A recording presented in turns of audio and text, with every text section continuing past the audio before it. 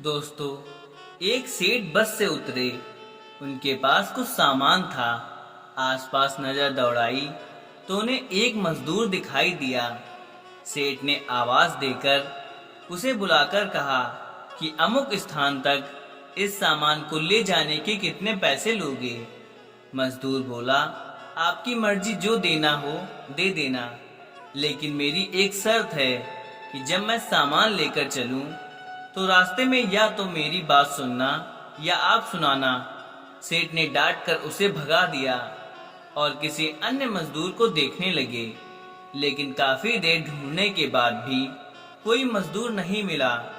अंत में मजदूरी वश सेठ ने उसी मजदूर को बुलाया।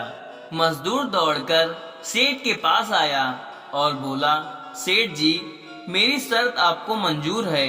सेठ ने स्वार्थ के कारण हाँ कर दी। सेठ का मकान लगभग 500 मीटर की दूरी पर था।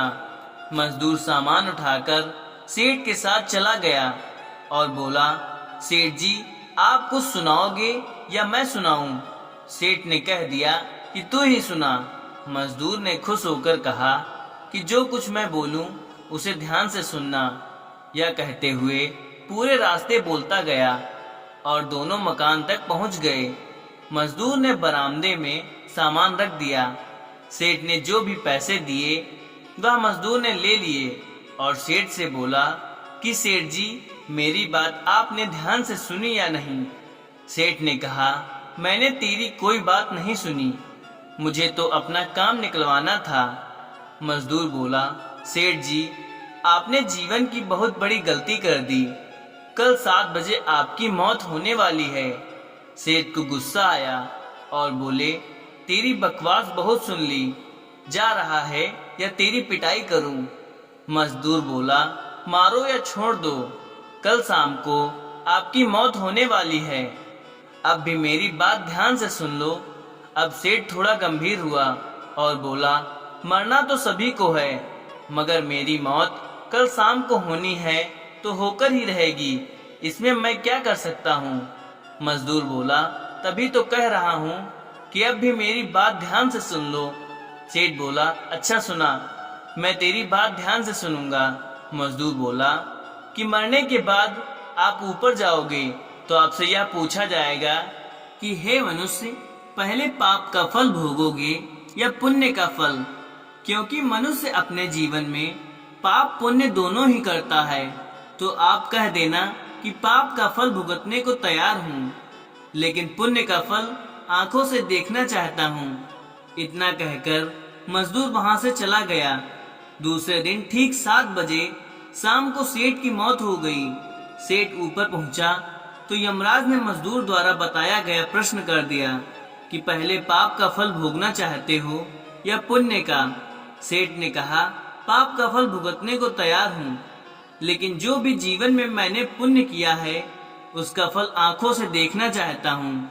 यमराज बोले, हमारे यहाँ ऐसी कोई व्यवस्था नहीं है, यहाँ तो दोनों के फल भुगतवाए जाते हैं। सेठ ने कहा कि फिर मुझसे पूछा क्यों?